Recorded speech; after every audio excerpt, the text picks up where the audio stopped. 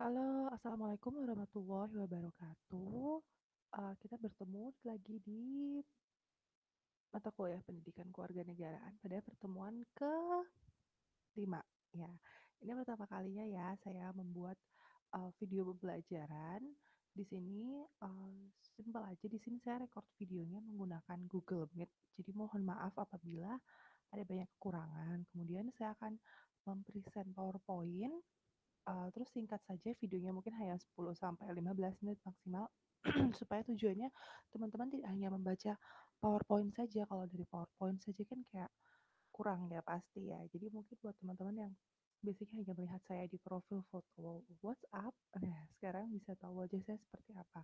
Mohon maaf saya belum bisa mengagendakan untuk kuliah sinkronus menggunakan Google Meet ataupun Zoom karena ternyata jadwal saya 2 minggu ini eh, di saat kalian kuliah saya juga ada pelatihan. Jadi mungkin kita akan face to face-nya saat UTS atau mungkin setelah UTS ya.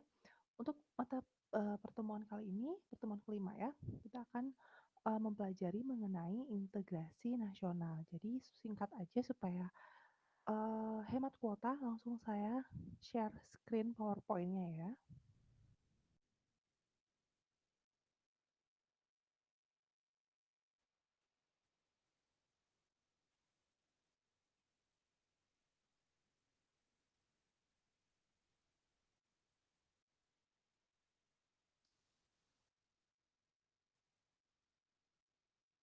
Baik, ini dia.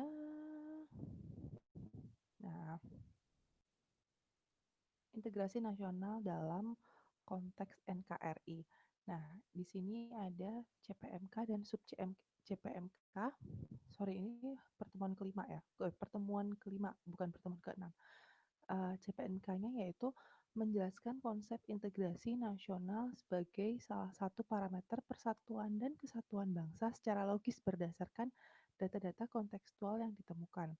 Sub CPMK-nya adalah menjelaskan apa itu konsep integrasi nasional dan mengidentifikasi tantangan integrasi nasional. Baik, jadi mungkin teman-teman sudah ada yang pernah dengar ya apa itu integrasi nasional dan bedakan antara integrasi dan integritas. Sekilas mirip tapi itu berbeda ya antara integrasi dan integritas. Ini ya cerita dan pahami apa saja sih hal-hal yang perlu dievaluasi dalam konteks kehidupan berbangsa dan bernegara. Saya skip ya.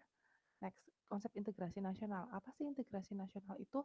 Ternyata integrasi itu berasal dari kata integrate, bahasa Inggris ya, yang berarti menggabungkan semua bagian menjadi keseluruhan.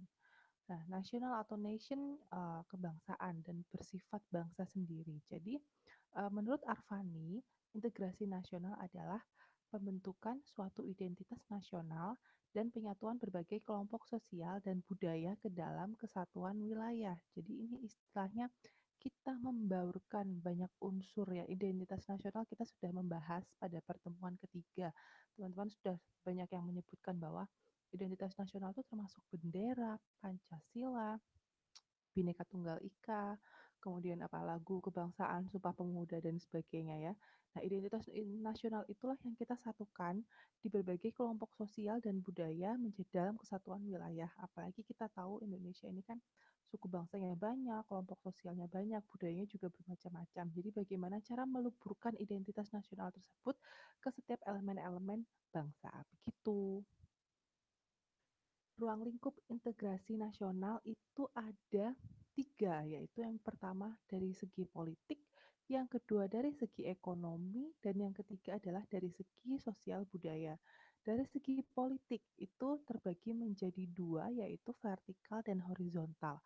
Vertikal itu berarti ke atas ya, antara pemerintah dengan rakyatnya seperti apa. Ini lebih ke bagaimana sih pelayanan dari pemerintah kepada rakyat itu seperti apa? Bagaimana komunikasi dari rakyat, pemerintah ke rakyat seperti apa? Apakah pemerintah mau mendengarkan rakyatnya atau tidak gitu? Itu termasuk salah satu ruang lingkup integrasi nasional dalam aspek politik. Sementara horizontal antara pemerintah dan pemerintah, mungkin seperti dari pemerintah pusat, dari pusat ke daerah seperti apa, Dari ada Perpres, peraturan presiden, hingga ke Pergub, peraturan gubernur, hingga ke peraturan wali kotanya lagi sampai ke bawah-bawahnya itu seperti apa. Ada juga dengan sesama rakyat, rakyat dan rakyat ya, karena horizontal setara. Kemudian yang kedua adalah ekonomi, yaitu sinergisitas antar daerah atau pelaku perekonomian. Ini juga berhubungan dengan pembangunan nasional tentunya. Pembangunan nasional itu juga berhubungan masuk ke dalam konsep ekonomi. Ruang lingkup yang ketiga yaitu sosial budaya, yaitu harmonisasi unsur-unsur SARA ya. Terus apa saja sih yang membentuk faktor-faktor integritas nasional? Integrasi, sorry, saya sendiri suka kebalik. Bisa dilihat nih di sebelah kiri gambarnya ya, ada banyak pemuda menggunakan baju dengan tulisan yang berbeda-beda, Jong Blaster, Jong Batak, Manado, Papua gitu kan. Kemudian dengan ada kata-katanya juga berbagai bahasa juga nih ya. Apa sih ada torang satu, siji kitorang satu gitu. Menunjukkan bahwa pemuda ini sepertinya sebenarnya memiliki latar belakang yang berbeda-beda dalam suku, agama dan rasnya gitu.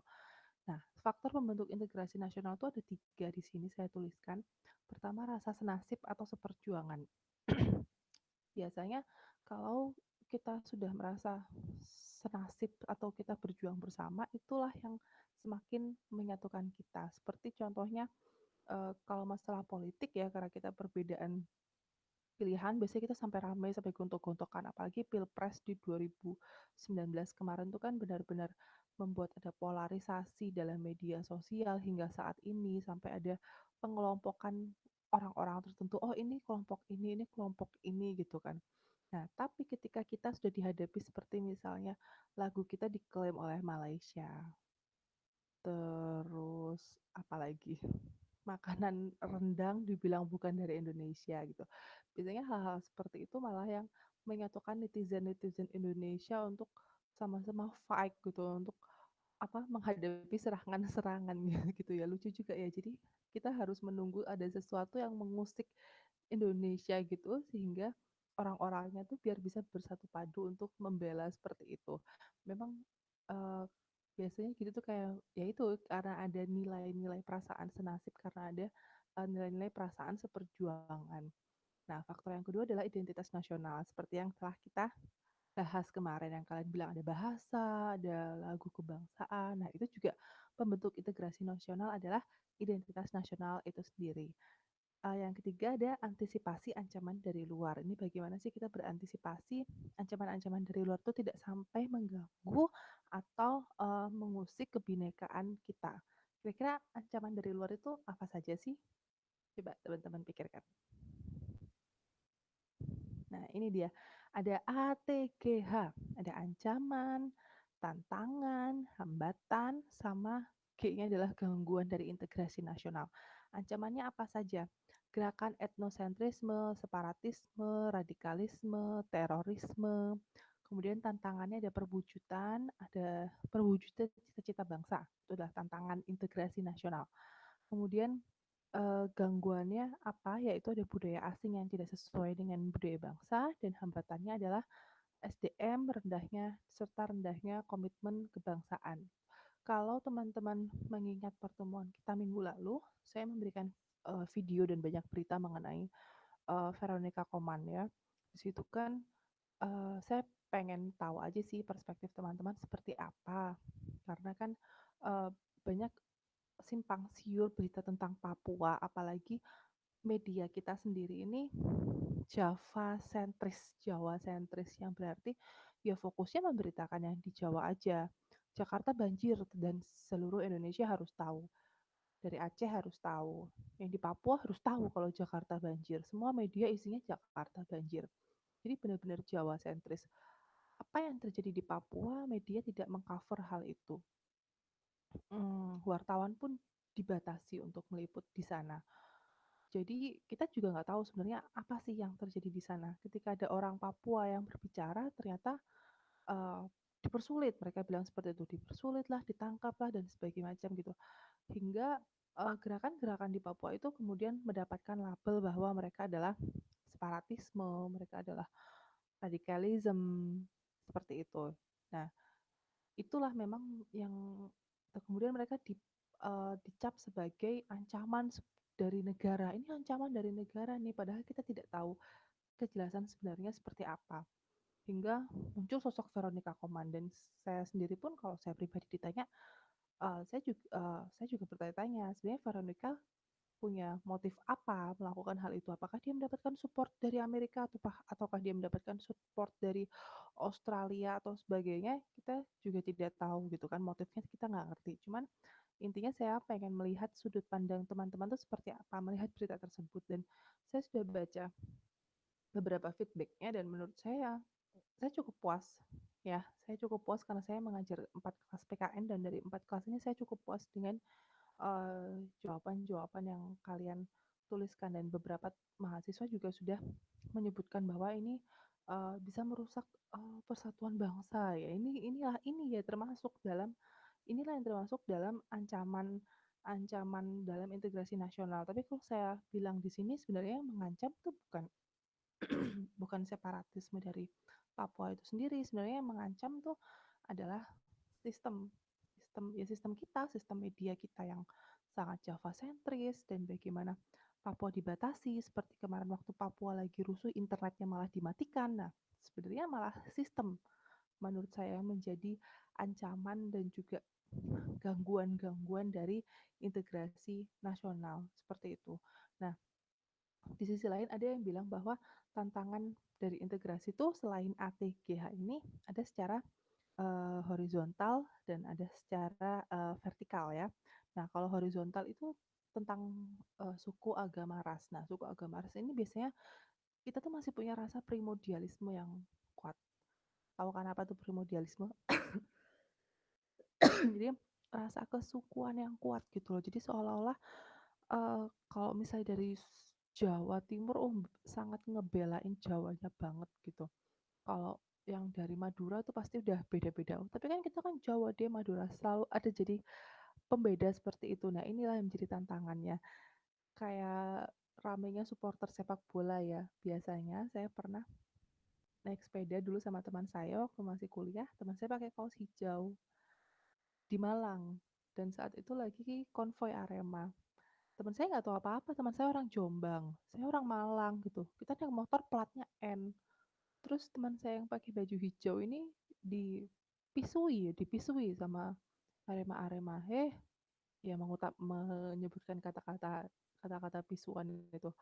Teman saya bingung kenapa sih kok aku dipisui sampai sampai kita tuh minggir terus teman saya takut gemeteran pengen nangis gitu hanya karena dia pakai baju hijau tuh saya sadar oh kamu pakai baju hijau kamu disangka bonek sama Arema padahal dia bukan bonek padahal dia orang Jombang saya juga orang Malang plat motor saya juga N gitu cuman ada rasa iya nih identitas yang over proud di diri mereka bahwa ya aku Arema gitu kan ya aku bonek nih hingga akhirnya hal-hal seperti itu jadi mengganggu ketenangan dan ketertiban warga sipil juga ternyata primordialisme yang terlalu berlebihan gitu. Di sini juga dituliskan ada etnosentrisme juga kan. Etnosentrisme yang berlebihan itu justru bisa menjadi ancaman bagi integrasi nasional. Kemudian tantangan integrasi juga ada secara vertikal. Nah, secara vertikal ini seperti tidak nampak, padahal ini berpengaruh sekali, yaitu dari elit dan juga massa ya. Seperti apa gitu contohnya latar belakang pendidikan. Orang perkotaan latar belakang pendidikannya kayak kalian-kalian mahasiswa gitu kan. Di pedesaan ya mungkin ada yang cuma lulus SD, mungkin ada yang cuma uh, lulus SMP seperti itu. Itulah yang menjadi kesenjangan dan juga kesenjangan ekonomi. Tadi kan ada ya bahwa salah satu aspeknya integrasi itu ekonomi, terus habis itu pembangunan nasional. Nah, gap antara ekonomi inilah antara si kaya dan si miskin itu biasanya jurangnya disitulah yang juga menjadi penghambat integrasi. Jadi biasanya orang-orang tuh akan fokus hambatan dari integrasi ini ya yaitu ya SARA. Padahal kalau menurut saya dan menurut beberapa jurnal yang saya attach di Google Classroom bahwa tantangannya ini ya ini sebenarnya paling besar itu adalah tantangan vertikal yaitu kaum elit dan juga massa ada kesenjangan ekonomi, ada kesenjangan pendidikan. Nah, kesenjangan ini juga terjadi antara pemimpin dan juga rakyatnya. Jadi bagaimana sih pemimpin tuh mau tidak sih mendengar keluhan rakyatnya seperti itu. Nanti ternyata rakyatnya merasa nggak didengar, rakyatnya mengerahkan massa sesama rakyat untuk mengadakan demo. Nah ini kan juga masalah hambatan dan juga tantangan dalam integrasi nasional ya, seperti itu. Nah, upaya mempertahankan dan meningkatkan integrasi nasional Indonesia, ini dilihat ada quotes-nya Gus Dur di situ ya, ada quotes almarhum Gus Dur. Saya tidak peduli mau popularitas saya hancur, difitnah, dicaci maki, atau dituduh apapun, tapi bangsa dan negara ini harus diselamatkan dari perpecahan, kata Gus Dur bahwa Gus Dur sampai nggak peduli bahwa walaupun citraku buruk, bangsa ini tidak boleh runtuh gitu. Saya nggak tahu, mungkin kalau Gus Dur melihat Indonesia sekarang menangis sepertinya ya. Jadi di sini ada 3 upaya ya, bukan 3 upaya, 3 step. Yang pertama ada pendidikan Pancasila dan kewarganegaraan seperti yang teman-teman dapatkan sekarang. Jadi saya harapannya nih materi ini walaupun secara sedikit saja bisa meningkatkan integrasi nasional kita, integrasi NKRI. Dari pendidikan Pancasila dan kewarganegaraan kita akan punya komitmen kebangsaan. Dari komitmen kebangsaan maka kita akan memiliki tercipta sebuah integrasi nasional yang baik. Jadi meleburnya identitas nasional antara sesama komunitas, sesama suku, agama, ras tuh nggak dibeda-bedakan ya. Kita semua sama dan satu. Nah, ini slide terakhir nih ya, contoh-contoh berita yang diambil online. Ini yang paling kiri atas, bongkahan batu hingga serpihan kaca ditemukan di lokasi tawuran Jackmania versus supporter PSM. Masalah supporter sepak bola ini lagu lama ya, banyak banget kasusnya seperti ini, kayak ada apa sih klub sepak bola naik kereta dilemparin, terus ya itu tadi konvoy, kalau di Arema ada mobil plat L dirusak, atau mungkin sebaliknya ada mobil plat N di Surabaya dirusak dan sebagainya macam gitu. Sangat disayangkan, padahal seharusnya sepak bola itu kan sebuah olahraga yang menjunjung tinggi sportivitas ya kan. Kita biasanya kalau main olahraga ya belajar untuk sportivitas dong gitu. Bukan malah rusuh, bukan malah meninggikan ego dan etnosentrisme masing-masing gitu. Kemudian yang kedua ada perebutan tanah, perang antar suku. Nah, ini biasanya kan perbedaan antar suku A dan suku B hingga di NTT menewaskan 6 orang. Kemudian yang di bawah ini masalah culture ya, masalah perbedaan budaya dari luar yang masuk ke Indonesia ya. Artis Indonesia hampir dapat surat berisi darah dari fans fanatik K-pop gitu. Jadi mungkin dia terlalu ngefans. Ini kayaknya foto Raline Shah sama Taeyang. Jadi kalau nggak salah si Raline tuh pernah kok Raline Shah sama Seungri Big Bang. Jadi memang kalau nggak salah Raline Shah ini deket sama Big Bang, terus ada fansnya yang nggak suka gitu kan, akhirnya mengirimkan hadiah-hadiah.